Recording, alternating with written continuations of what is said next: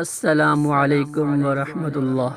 خوف نہیں آتا قبر سے، خوف نہیں آتا اس بات سے کہ آپ اکیلے اپنی قبر میں ہوں گے، خوف نہیں آتا اس بات سے کہ جب منکر نکیر اپنے دانتوں سے قبر کی مٹی کو چیرتے ہوئے آپ کی قبر میں داخل ہوں گے اور آپ سے سوالات کریں گے، تب بھی اتنی جرأت ہوگی کہ کہہ سکیں کہ میری زندگی میری مرضی۔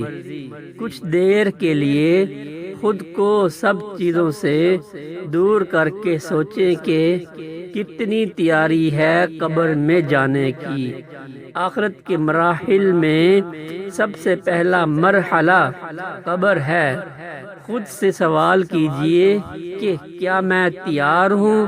اللہم انی اعوذ بک من عذاب القبر۔